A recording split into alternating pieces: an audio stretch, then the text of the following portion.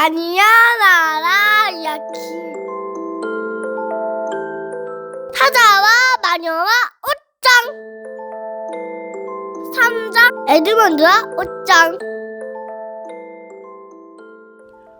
루시는 빈 방에서 복도로 뛰어나오자마자 다른 세 형제들을 만났다. 루시가 거듭 말했다. 난 괜찮아. 방금 돌아왔어. 수전이 물었다. 루시, 도대체 무슨 소리야? 루시는 눈을 동그랗게 뜨고 말했다. 왜? 내가 어디 있었는지 궁금하지 않았어? 피터가 말했다. 아하, 너 숨어 있었구나. 그렇지? 가엾은 루시, 숨었는데 아무도 몰랐다니. 사람들이 널 찾게 하려면 더 오래 숨어 있어야지. 몇 시간이나 딴 데 가 있었는데? 다른 형제들은 서로를 빤히 쳐다보았다. 에드먼드가 자기 머리를 콩콩 두드리며 말했다. 돌았군. 완전히 돌았어. 피터가 물었다. 루시, 너 그게 무슨 소리야? 아이 참, 내가 옷장 안으로 들어갔을 땐 막 아침을 먹은 다음이었단 말이야. 난 몇 시간 동안 딴 데 가서 차도 마시고 별별 일이 다 있었다고. 수전이 말했다. 루시, 멍청한 소리 그만해. 우린 방금 그 방에서 나왔어. 너만 거기 남아있었고. 피터가 말했다. 루시는 멍청한 소리를 한 게 아니야. 그냥 재미삼아 얘기를 지어낸 것뿐이지. 그렇지, 루시? 장난인데 뭐. 아니야, 피터 오빠. 그런 게 아니야. 그건 마법의 옷장이야. 그 안에는 숲이 있고, 눈이 내리고, 파우누스도 있고, 마녀도 있고, 나니아라는 나라도 있어. 가서 보란 말이야. 다른 형제들은 그 말을 어떻게 받아들여야 할지 몰랐지만 루시가 너무 흥분해 있어서 다들 루시와 함께 그 방으로 되돌아갔다. 루시는 쏜살같이 앞장서서 달려가 옷장 문을 활짝 열고 소리쳤다. 자, 직접 봐. 수전은 모피 코트를 옆으로 제치고 고개를 안으로 디밀며 말했다. 어휴, 바보. 이건 그냥 옷장이야. 봐, 뒷벽이 있잖아. 모두들 안을 들여다보며 코트를 밀어 젖혔다. 그때 루시와 함께 모두가 본 것은 틀림없는 보통 옷장이었다. 숲도 눈도 보이지 않고 옷걸이가 붙어있는 옷장 뒷벽만 확실히 있었다. 피터는 벽이 단단한지 확인하느라 옷장 안으로 들어가 똑똑 두드려 보기까지 했다. 피터가 다시 나오면서 말했다. 장난이 심했어, 루시. 우린 감쪽같이 속았다고. 대단한걸? 반쯤은 믿었잖아. 장난이 아니야. 방금 전까지 딴판이었다고. 정말이란 말이야. 맹세해. 자, 루시. 좀 지나치잖아. 농담이지? 이제 장난은 그만두렴. 얼굴이 새빨개진 루시는 무슨 말인가 하려고 했지만 뭐라 해야 좋을지 몰라 그만 울음을 터뜨리고 말았다. 그로부터 며칠 동안 루시는 아주 비참했다. 만일 루시가 죄다 재미삼아 꾸며낸 얘기라고만 했으면 다른 형제들과 얼마든지 화해했을 것이다. 그러나 루시는 거짓말이라곤 손톱만큼도 할 줄 모르는 아이이고 자신이 본 게 사실이라고 믿었다.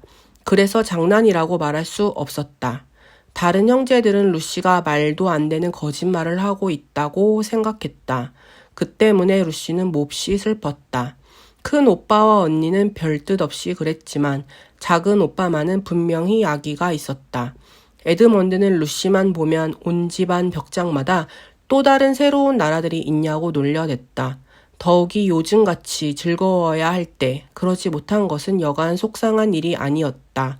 날씨가 계속 화창해서 아이들은 아침부터 밤까지 바깥에서 헤엄치고 낚시하고 나무에 기어오르고 히스가 무성한 들판에서 뒹굴며 놀았다. 그렇지만 루시는 도무지 재미가 없었다. 다시 비가 내리는 날까지 그런 나날이 계속되었다. 그날 오후까지 줄기차게 비가 내리자 아이들은 집안에서 숨바꼭질을 하기로 했다. 수잔이 술래였다. 다들 숨으려고 흩어지자마자 루시는 옷장이 있는 방으로 갔다. 옷장에 숨을 생각은 없었다. 그랬다가는 또다시 그 지긋지긋한 일을 가지고 이러쿵 저러쿵 말이 많을 테니까. 그런데도 옷장 안을 한 번 더 보고 싶었다. 이제는 루시조차 나니아와 파우누스가 꿈이 아니었을까 의심스러웠다. 집이 워낙 크고 복잡해서 숨을 곳은 많았다. 루시는 옷장 안을 한 번 들여다보고 나서 딴 데 숨어도 시간은 충분할 것 같았다. 그런데 막 옷장 앞에 다다른 순간 바깥 복도에서 발자국 소리가 들렸다. 루시는 할 수 없이 옷장 안으로 뛰어들어가 문을 살며시 닫은 다음 붙들고 있었다. 절대로 문을 꽉 닫지는 않았다. 옷장 안에 들어가서 문을 닫는 것은 멍청한 짓이라는 걸 알고 있었기 때문이다. 마법의 옷장이 아니라도 말이다. 루시가 방금 들은 발자국 소리는 에드먼드의 발소리였다. 에드먼드는 방으로 들어오다가 때마침 옷장 안으로 사라지는 루시를 보았다. 에드먼드는 자기도 그 안에 들어가기로 마음먹었다. 특별히 숨기 좋아서가 아니라 루시가 말한 상상의 나라를 트집잡아 계속 놀려먹으려는 심보에서였다. 에드먼드는 옷장 문을 열었다. 여느 때처럼 코트가 걸려있고 좀약 냄새가 풍기고 컴컴하고 조용했다. 루시는 보이지 않았다. 에드먼드는 혼자 중얼거렸다. 루시는 내가 수자 누나인 줄 아나 봐. 그래서 뒤에 꼼짝 않고 숨어 있는 걸 거야. 에드먼드는 안으로 뛰어들어가 문을 닫았다. 그것이 매우 멍청한 짓이라는 걸 깜빡 잊었다. 그때부터 에드먼드는 루시를 찾아 어둠 속을 더듬어 나갔다. 몇 초 안에 루시를 찾을 거라고 기대했던 에드먼드는 예상이 빗나가자 다소 당황했다. 다시 문을 열어 빛이 들어오게 하려고 했지만 문도 찾을 수가 없었다. 에드먼드는 그만 꺼림칙해져서 사방을 거칠게 더듬거리며 소리질렀다. 루시! 루시 어딨니? 너 여기 있는 거 다 알아! 그러나 아무 대답이 없었다. 에드먼드는 자기 목소리가 이상하게 들린다는 것을 깨달았다. 벽장 같은 데서 울리는 소리가 아니라 들판에서 나는 듯한 소리였다. 게다가 에드먼드는 불현듯 추위를 느꼈다. 그때 불빛이 보였다. 에드먼드는 혼잣말로 중얼거렸다. 다행이야. 문이 저절로 열린 게 틀림없어. 그러고는 루시 생각은 모조리 잊어버리고 불빛 쪽으로 다가갔다. 옷장 문이 열렸다고 생각한 것이다. 그런데 에드먼드가 팔을 내디딘 곳은 빈 방이 아니었다. 어둑어둑하게 우거진 어느 전나무 숲 그림자를 벗어나 숲 한가운데 탁 트인 공간에 서 있었다. 발 아래로 뽀드득뽀드득 마른 눈이 밟혔고 나뭇가지 위에도 눈이 수북이 쌓여 있었다. 하늘은 맑게 갠 겨울 아침에나 볼 수 있는 옅은 쪽빛이었다. 바로 앞에서 선명하고 붉은 해가 나무줄기 사이로 막 떠오르고 있었다. 사방이 너무나 고요해서 마치 그 나라에 살아있는 것이라곤 에드먼드 혼자뿐인 것 같았다. 나무들 사이를 돌아다니는 울새나 다람쥐조차 눈에 띄지 않았다. 어디를 둘러봐도 온통 숲이었다. 에드먼드는 추워서 덜덜 떨었다. 에드먼드는 그제야 루시를 찾던 중이라는 사실이 떠올랐다.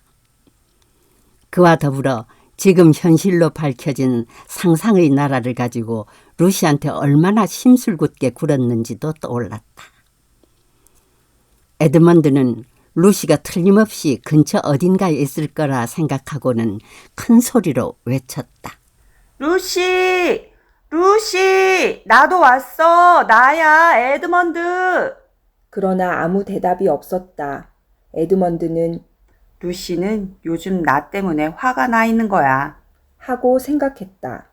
에드먼드는 자기가 틀렸다는 사실을 인정하기는 싫었지만 이처럼 낯설고 춥고 적막한 곳에 혼자 있는 것은 더욱 싫었다. 그래서 다시 소리쳤다. 루시! 의심해서 미안해. 네가 옳았어. 어서 나와. 우리 화해하자. 그러나 여전히 아무 대답도 없었다. 에드먼드는 혼잣말로 중얼거렸다. 여자애들은 다 그래. 꽁 해가지고 사과도 안 받아들이고 말이야. 에드먼드는 다시 주위를 둘러보았으나 아무래도 마음에 들지 않았다. 이제는 집으로 돌아가야겠다고 마음을 거의 굳혔을 때였다. 숲 저 멀리에서 종소리가 들려왔다. 가만히 귀를 기울이는데 소리가 점점 가까워지더니 술록 2마리가 끄는 썰매 한 대가 보였다. 셰틀랜드 종의 조랑말만한 술록은 털이 어찌나 하얀지 눈보다 더 하얗게 보였다. 높이 뻗어있는 술록의 뿔은 아침 노을을 받아 불타는 듯 빛나고 있었다. 주홍빛 가죽으로 된 술록의 끝에는 종이 잔뜩 달려 있었다. 썰매에는 일어서 봤자 키가 1미터도 채 안 될 것 같은 뚱뚱한 난쟁이가 앉아서 술록을 몰고 있었다. 그 사람은 북극곰 모피옷을 입고 머리에는 기다란 금빛 장식 술이 달린 빨간 모자를 쓰고 있었다.